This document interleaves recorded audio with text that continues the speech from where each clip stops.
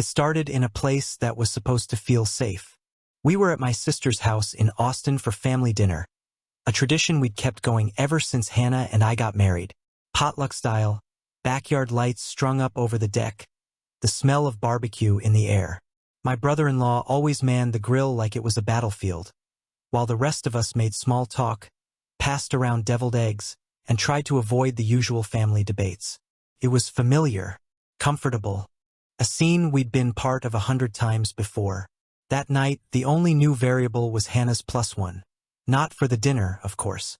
I was still her husband, but I was no longer the person she gravitated toward when we arrived. Instead, she beelined for Ethan, her colleague. She'd mentioned him here and there before, mostly in vague, professional tones. Ethan's team is taking over the account, or Ethan thinks we should pitch a new proposal. Just enough for me to register the name without any emotional context. But this Ethan wasn't what I expected. I'd assumed he was older, maybe balding, maybe the kind of middle-aged supervisor who smelled like printer toner and wore those Bluetooth earpieces all day. Instead, he was younger than me, or at least looked it. Clean-cut, designer glasses, that kind of self-aware charm that makes people laugh without knowing why. He was charismatic in that office funny guy kind of way, harmless on the surface, but there was a slickness underneath I didn't like. And Hannah? She was glued to his side like gravity didn't work anywhere else in the room. I noticed it from the moment we sat down to eat. Everyone else found a random seat at the long wooden table, but she made a point to sit next to Ethan. Not me. She brushed it off with a joke about talking shop before Monday's client pitch. I didn't argue.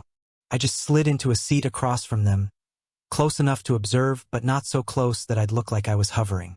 As dinner unfolded, I kept watching them, and they gave me plenty of material. Every few minutes, she'd touch his wrist when she laughed. Light, casual. Always just a few seconds too long.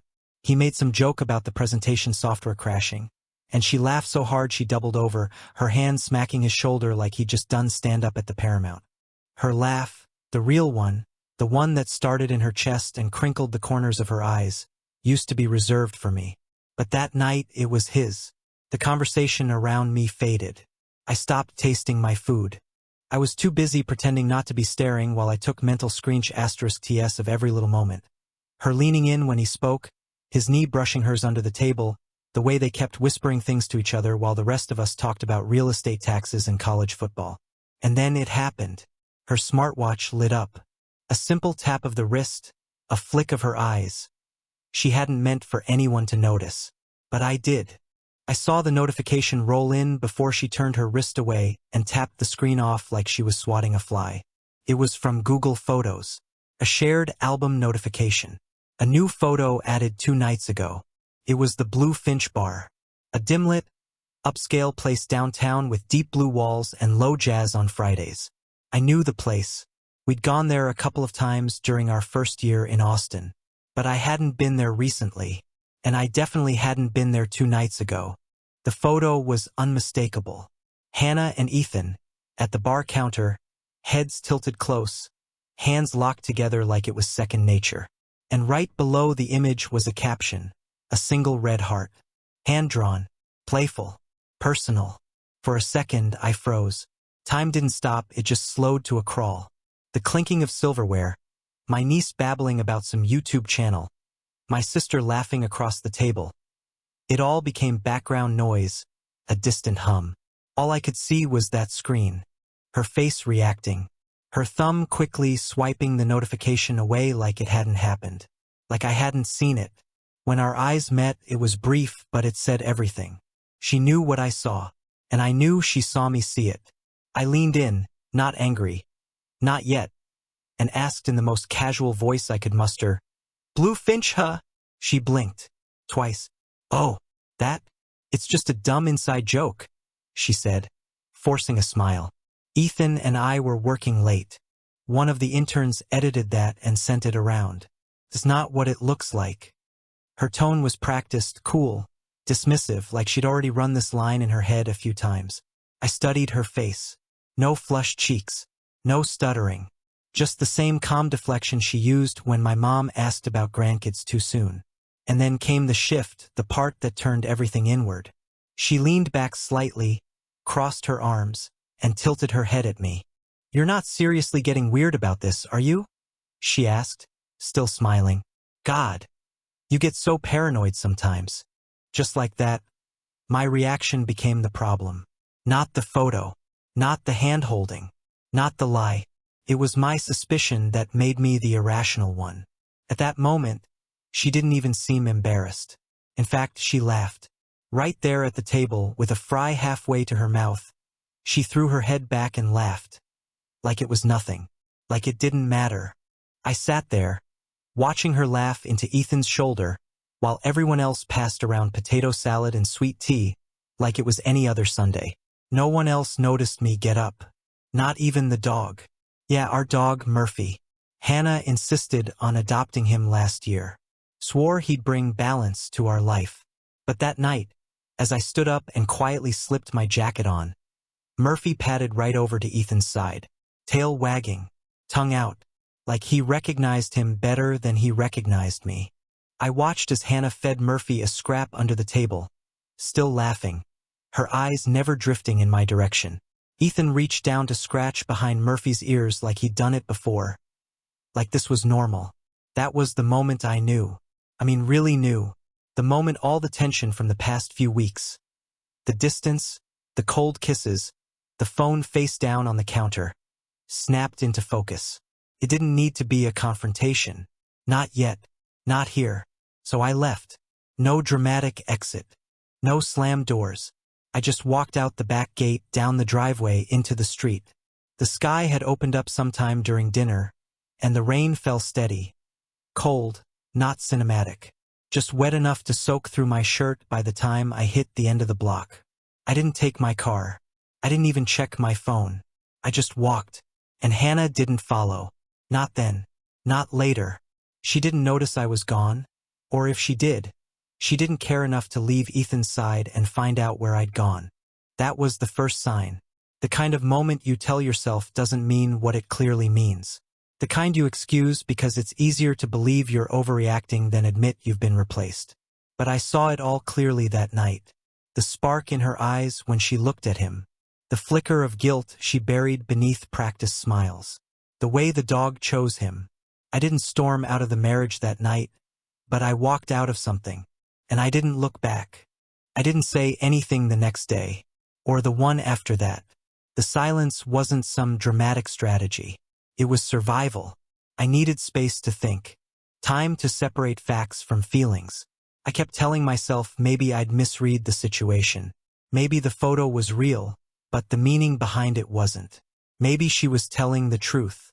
Maybe I was the one who needed to calm down. But the more I tried to convince myself, the louder the other voice got, the one whispering that I hadn't imagined any of it. That voice was relentless. It wasn't just the photo. It wasn't just Ethan. It was everything all at once. Like I'd lifted the corner of a rug and found mold crawling through the floorboards beneath. I started seeing the signs everywhere. At first, they were small, innocuous, things anyone could explain away. Like how her phone was suddenly always on Do Not Disturb after 8 p.m. She said it helped her sleep better.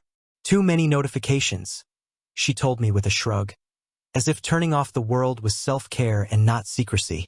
Then came the new password. We used to share everything, passcodes, playlists, even grocery lists. But one night I reached for her phone to check the weather, and it buzzed with a bright red lock screen. She snatched it back like I'd picked up her diary. "It's nothing," she said, too quickly. "Work policy. They want stricter security now." Right.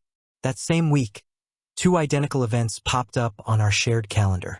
They were blocked off as off-site client development, a term she'd never used before. The title alone sounded like it had been scrubbed through PR. No location, no meeting invite, just 2 suspicious chunks of time on Tuesday and Thursday night, both from 6:30 to 10. I asked her what they were. She waved a hand. Probably just something Ethan added for a late meeting. Ignore it. That name again. Casual, like he was just part of the furniture. I didn't respond. I just nodded. But inside, I felt something shift. A click, like puzzle pieces falling into place. Then came the gym bag. I'd seen it before, tossed in the back seat, zip tight. She said she'd been going to the new climbing gym near downtown, something she picked up for stress relief. Fair enough. But it was always packed, always ready to go. Even on days she swore she didn't have time to work out. I started noticing the rides, too. She used to drive everywhere.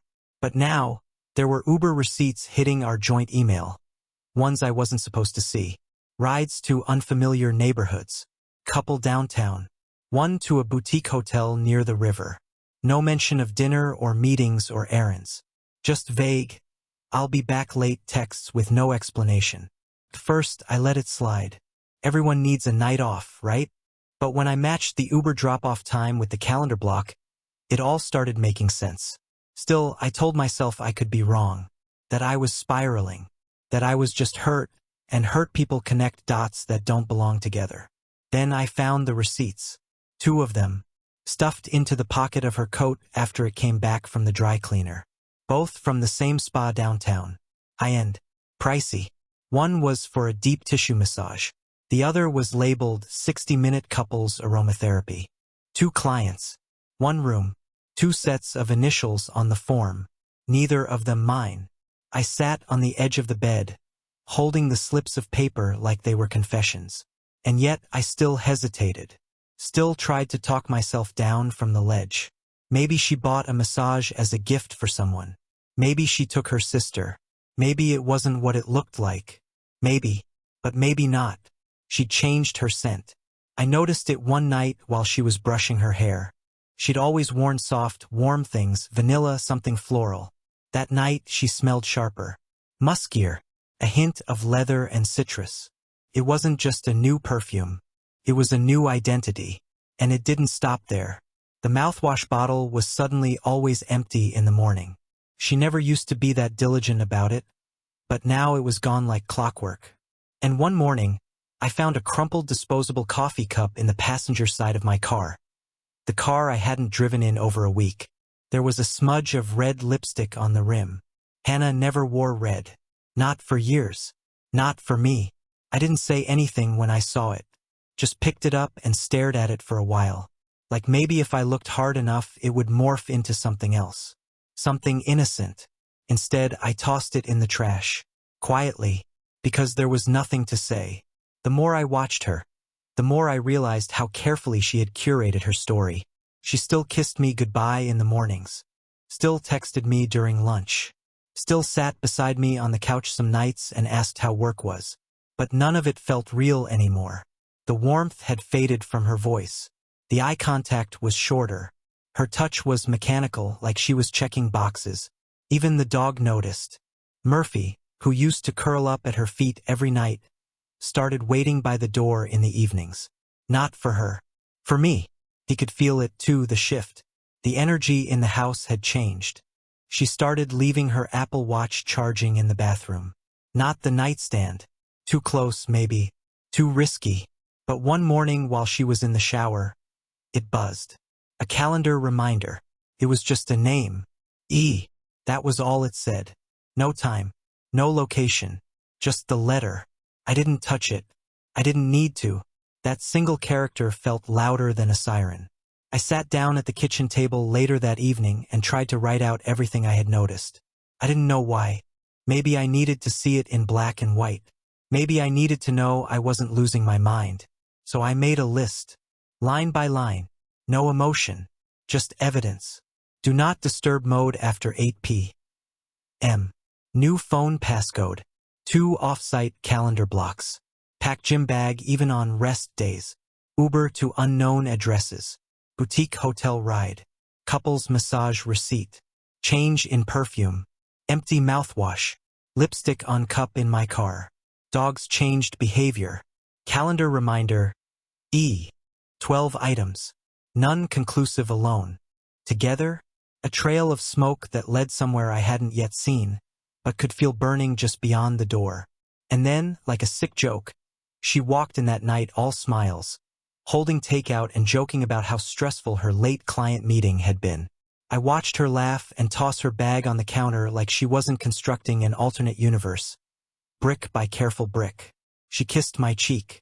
Said she missed me lately and that we should plan a trip soon. I smiled back, said that sounded nice. But inside, I was no longer looking at my wife.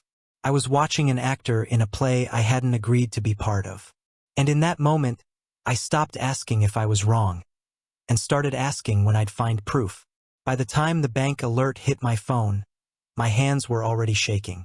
It was a Tuesday morning, early enough that the world still felt half asleep. I'd been pouring coffee when the notification buzzed.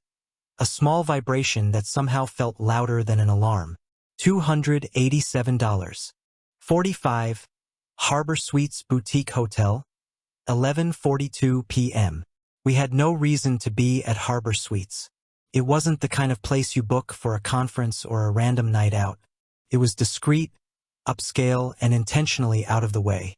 The kind of place where people go to avoid being seen. I stared at the screen until the numbers blurred. For weeks I'd been telling myself maybe I was paranoid. Maybe all the signs were coincidences. But this was different. This was money leaving our joint account at nearly midnight for a hotel she'd never mentioned. There wasn't an explanation in the world that would make that normal. I didn't even text her. I didn't ask, didn't accuse, didn't warn. Instead, I opened the key tracker app on my phone, the one linked to her keyring. A little blue dot pulsed on the map, dead center over Harbor Suites. That was it. The last straw. The final click of the puzzle pieces. I didn't need a private investigator. I didn't need another receipt or another story. I just needed to see it with my own eyes. I grabbed my jacket and drove. The hotel sat on the far edge of downtown, tucked between a row of renovated warehouses. Modern glass facade, dim gold lighting, and a valet stand with no one manning it at that hour. The kind of place designed to make people feel invisible. My car engine sounded too loud as I eased to a stop across the street. IK** led the lights and sat there for a moment, gripping the steering wheel until my knuckles turned white. I could see straight into the lobby through the floor-to-ceiling windows. Warm light spilled across marble floors. A receptionist stood behind the desk, bored and scrolling on her phone. A couple in gym clothes walked past carrying smoothies. Everything about it felt normal except for the static roaring in my ears. And then the elevator chimed. I saw them before my brain allowed me to register it. Hannah and Ethan, side by side at the front desk, their bodies angled slightly toward each other, like two magnets snapping into place. They weren't hiding. Not really. They didn't need to. In their world, I didn't exist here. He handed over a credit card. She adjusted the strap of her bag. Their hands brushed on the counter, lingered, then linked. A small, quiet interlock of fingers like it was the most natural thing in the world. She laughed at something he whispered, tilting her head back just a little. The kind of laugh I used to earn without effort. They were checking in under his name. I saw the receptionist slide a form across, saw him sign it, saw her glance at the pen like it was a normal Tuesday. She didn't look around. She didn't check her phone. She didn't even flinch. When the elevator doors opened, they stepped inside together, still holding hands. The doors closed slowly, like a curtain falling on a stage. I sat there in my car, numb. This wasn't a blurry photo or a suspicious receipt. This wasn't a gut feeling. This was my wife walking into a hotel with another man at midnight. No hesitation, no cover story. This was direct, clean, undeniable. I don't know how long I sat there. Maybe 20 minutes. Maybe an hour. Rain had started to fall again, small dots speckling the windshield. I didn't wipe them away. I just stared at the glowing numbers above the elevator, counting floors until it stopped at 4. At one point, a car pulled up behind me and honked. I moved up a few feet, but I didn't leave. Couldn't. It was like my body had fused to the seat. An hour later, the elevator chimed again. They came back down. This time they were dressed differently, sportswear, hoodies, sneakers. Hannah's hair was damp, tied back in a loose bun. Ethan carried a gym bag slung over one shoulder. They weren't smiling as much now, but their eyes had that quiet look. The look of people who've shared a secret, who don't need to speak because everything's already been said. They crossed the lobby without a word. Outside, the rain had picked up, Hannah pulled her hood over her head and stepped close to him as they pushed through the doors. He reached for her bag automatically, like he'd done it 100 times. She let him. My heart pounded so hard I thought the windshield might shake. I wanted to burst out of the car, to demand an explanation, to shatter the quiet facade of that lobby with the truth. But I didn't. Something in me had already shifted. The part of me that still wanted to fight for a story, any story, had gone silent. I raised my phone and snapped a photo. Click. The timestamp glowed at the top of the screen. 12:57 a.m. The rain blurred them slightly, but it didn't matter. The image was clear enough. Hannah and Ethan leaving Harbor Suites together, her hood up, his bag over his shoulder, their hands brushing like a couple on vacation. They didn't see me, or maybe they did and didn't care. They walked past my car and into the shadows of the side street, heads bent together. A moment later, a rideshare pulled up, and they slid into the back seat. The car drove off toward the river, taillights glowing red against the wet pavement until they disappeared. And just like that, the world went still. I sat back, phone still in my hand. The photo stared back at me. Proof. Direct. Unspinnable. All the little details, the do not disturb mode, the new perfume, the lipstick on the cup, converged on this one point. I wasn't crazy. I wasn't paranoid. I'd been living in a story she'd been writing without me, and tonight I'd seen the ending. But instead of rage, what I felt was a cold clarity. A line had been crossed. Not the invisible, deniable kind, but the real one. The kind you can't talk your way back over. I turned the car key slowly, the engine humming back to life. The rain on the windshield streaked like gray veins under the wipers. For a long moment, I watched the hotel facade in the rearview mirror. The gold lighting, the marble lobby, the elevator doors closing on nothing. Then I shifted into gear. I drove home in silence. No radio, no thoughts even. Just the rhythmic thud of the wipers and the faint smell of coffee still in the cup holder. When I pulled into the driveway, the house looked exactly the same. Porch light on, curtains drawn, our life frozen in place like a photograph. Inside, everything was as we'd left it. Murphy asleep on the couch, my half-finished coffee on the table, the faint glow of her tablet charging on the counter. I didn't go to bed. I didn't even take off my jacket. I sat at the kitchen table with the photo open on my phone, staring at it until the screen dimmed. My hands were steady now. My breathing was steady, too, because now I knew. It wasn't suspicion anymore. It was fact. I didn't rage. I didn't scream. I didn't even confront her. Not yet. Instead, I did something colder, something quieter, something she probably never expected from me. I documented everything. Not because I wanted revenge.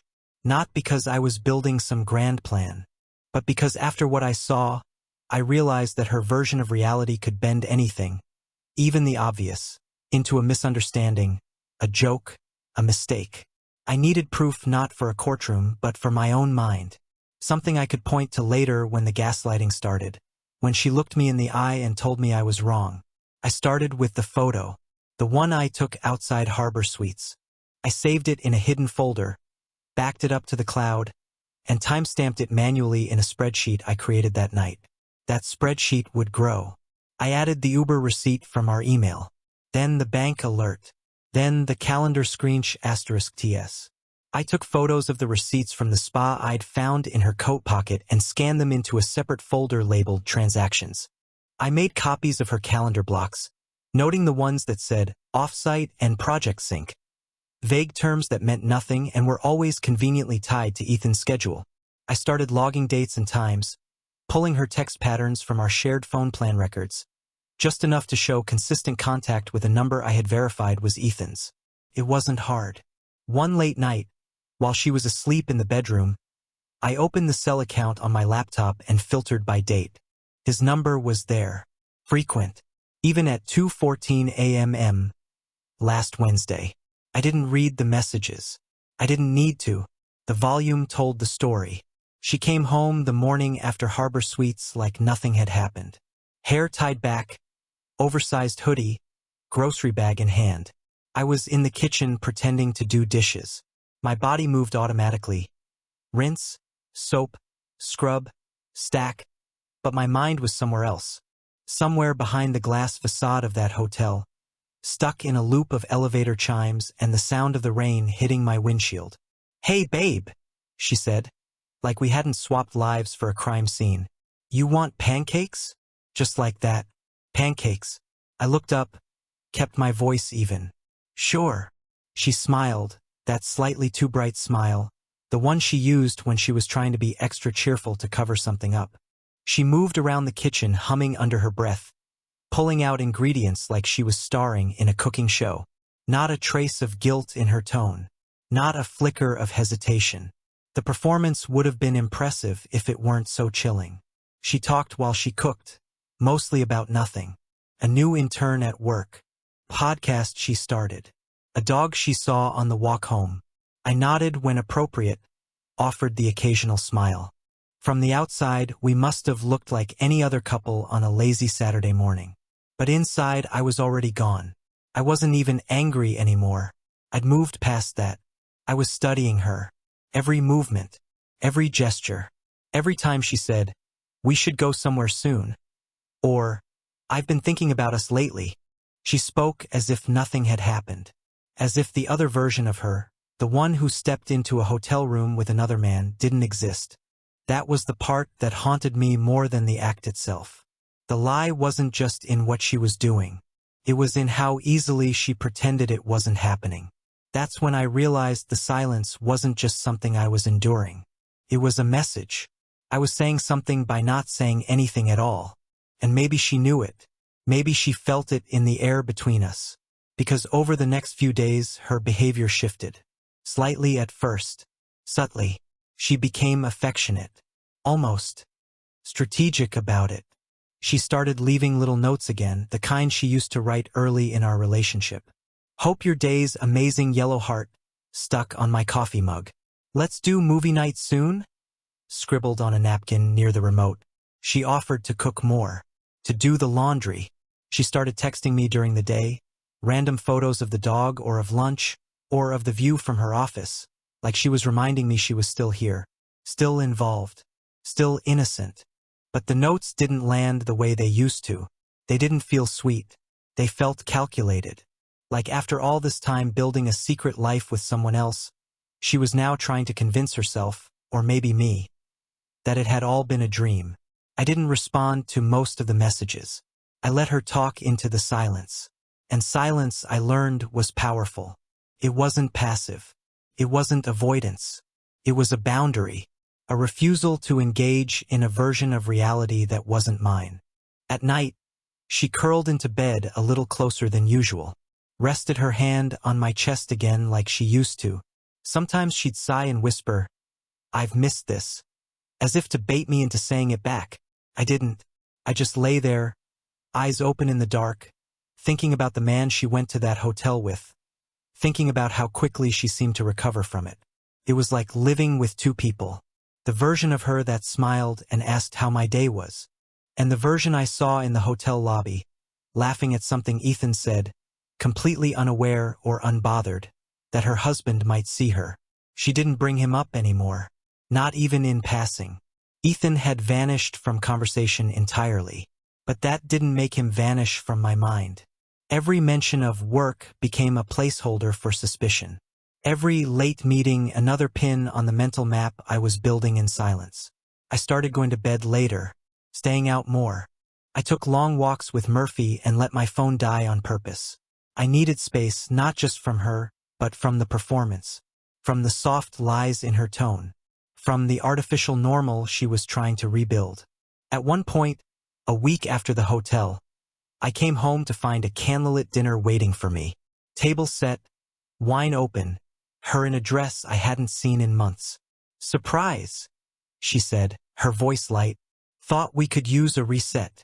I smiled politely, sat down, ate the meal, complimented the wine, and didn't say a word about what I knew, because what was the point? I could have laid it all out right then. I could have pulled out my phone, opened the spreadsheet, scrolled through the receipts and photos and screenshot *TS. Made her look at all the versions of herself I had quietly collected. But I didn't need to. Not yet. The point wasn't catching her anymore. That had already happened. The point was watching what she'd do in the vacuum of accountability. And what she kept doing was pretend. As the days passed, the silence between us grew heavier. But it was no longer uncomfortable. It was instructional. It showed me exactly who she was when consequences didn't come immediately. And that was far more revealing than any confrontation. So I let her live in her version of the script. I nodded. I thanked her for the dinner. I kissed her on the cheek when she asked. And then I went back to documenting. It was almost exactly 1 week after the hotel. I was sitting at the kitchen table again, Murphy curled up under my feet, when the email came in. No subject line, no introduction, just an attachment and a single line of text. I thought you deserved to know. L.S. At first I assumed it was spam. The email address was unfamiliar. No name, no context, but curiosity or maybe instinct told me to open it. Inside the PDF were **TS, dozens of them, text threads, location tags, GPS timestamps, a few photos, and all of them pointed to exactly what I had already suspected, but with more clarity, and from the other side of the glass. The sender? L.S. Ethan's partner. Turns out I wasn't the only one with suspicions or receipts. One of the **TS showed a text from Hannah to Ethan, dated the night before the Harbor Suites incident. Still thinking about last time. Let's not wait too long this time. Red heart. The location tag that followed showed her in the same downtown hotel district. Same time window, same pattern. Other **TS showed messages like, "You make the day go by faster. I hate pretending. He asked questions last night. I played it off, but I think he's noticing." I sat in silence, flipping through screen after screen, each one stabbing deeper than the last. The irony was brutal. It had taken someone else's pain to confirm mine. As whoever she was, hadn't included a return address or phone number. Just that message, "You deserve to know." And then she vanished into the digital fog. I didn't respond. I didn't have to. Her message had already done its job. But it didn't stop there. 2 days later, a second unexpected twist arrived. This time from a company email. Not addressed to me directly, but forwarded from a friend who worked in HR at Hannah's firm. He didn't say much, just one line. "You didn't hear this from me, but you should see this." Attached was a formal notice from their internal review committee. The email didn't name names, but it was obvious. It described an ongoing investigation into claims of workplace favoritism and off-hours personal involvement between colleagues in management roles. A review had been launched. Hannah wasn't technically Ethan's superior, but she had seniority. And apparently, someone inside the company had noticed the blurred lines. Or maybe L.S. had noticed and had reported them. Either way, it was no longer just a personal betrayal. It had become professional, public, tangled up in HR reports and committee meetings and inappropriate behavior memos. I read the words over and over. Review, violation of conduct, personal involvement. Watching as her carefully layered facade began to fracture under pressure she couldn't control. And I realized something. I was no longer dealing with a private affair hidden in the shadows of hotel rooms and text messages. This had spilled out into daylight, into her job, her reputation, her future. For a brief moment, I felt pity. I did. Not because she didn't deserve consequences. She did. But because I knew what was coming next. The unraveling, the rewriting of history, the desperate attempts to minimize, to twist, to reframe everything as a mistake instead of a sustained betrayal. Sure enough, it came that night. She walked in the door, late again, holding her phone like it weighed 10 pounds. She wasn't crying. Not yet. But the tremble in her voice when she said my name was all I needed to hear. "Can we talk?" I said nothing. Just waited. She sat across from me at the table, like it was an interrogation. Eyes down, shoulders tight. "I made things complicated at work," she said slowly. "HR's looking into some stuff. It's not what it sounds like." I raised an eyebrow, said nothing. Her mouth twisted into that half frown she wore when she didn't know which version of the story to tell. Someone reported some after-hours meetings. It's ridiculous, honestly. People always assume the worst. You know how offices are. I let her talk. Let her dig her own trench. She still didn't know what I knew. She was trying to get ahead of the consequences without telling the truth. But I didn't need her confession anymore. Because while she was spinning her story, I was planning my exit. I no longer cared about her explanations. What mattered now was the timeline, the paper trail, the preservation of facts. I knew better than to think she'd give me the truth willingly. I didn't need it. I had something better. Clarity. It was strange how calm I felt. A few weeks ago, this kind of thing would have crushed me. The idea that my wife was at risk of losing her job over an affair she never even admitted to. But now it just felt like another consequence she'd invited into her own life. You can't build a double life without eventually living in it full-time. The next day, I started putting pieces in motion. Small, quiet steps, the kind you take when you're no longer asking permission. I opened a separate email address, then a new checking account. I backed up every file I'd saved. Receipts, emails, *TS, photos, and stored them in a locked cloud drive with a duplicate USB in my desk drawer. I wrote out a detailed chronology in plain text, matching every suspicion to a date, every action to evidence. And just to be sure, I made a physical folder, the kind you could hand to a mediator or an attorney without needing to say a word. I wasn't trying to win. I was trying to land clean. What scared me wasn't the betrayal anymore. It was how easy it had been for her to manufacture a version of our life where I was still expected to play my part while she rehearsed lines for someone else. I saw now that staying silent much longer would have made me complicit, not just in her story, but in my own erasure. And then came the twist that made everything fall into place. That evening, she came home with Thai takeout, the kind I liked, with extra chili oil and sticky rice. She kissed me on the cheek and said, "I thought we could use a good night." I looked at her for a long second, wondering if she actually believed this was enough. If she thought that spicy noodles and silence could wipe out weeks of lies. I said, "Sure," and sat with her at the table. She smiled, relieved, told me about a client meeting, about a podcast she was thinking of starting, about taking up space and finding her center. All the right buzzwords, all the right cues. I watched her speak like someone who still thought the fire hadn't reached the room she was standing in. But it had. She just hadn't felt the heat yet. That night, after she fell asleep, I opened my laptop and wrote down the final note in my chronology. Event. Received anonymous confirmation from Ethan's partner. Impact. Multiple infidelities confirmed. HR investigation ongoing. Status. Silent observation complete. Phase 2 begins. It wasn't a journal. It was a record. And as I stared at the final line, I felt something I hadn't felt in weeks. Not rage. Not heartbreak. Freedom. I opened a new account, secured my files, and documented everything. Not for revenge, but for clarity. I listed what I'd reclaim. My time, my peace, my voice. No more shouting matches, no theatrical confrontations. Just facts, dates, and a quiet strategy to reclaim my life without her noise clouding it. I didn't want to win. I wanted to leave with dignity, free of illusions and debt. One afternoon, while she was gone, I left the folder on the table: mediation terms, the timeline, my keys. I packed only essentials, disabled shared accounts, and walked out. No scenes, no texts, no more waiting to be seen. The silence wasn't empty now, it was clean. I wasn't running from her. I was returning to myself, one quiet step at a time.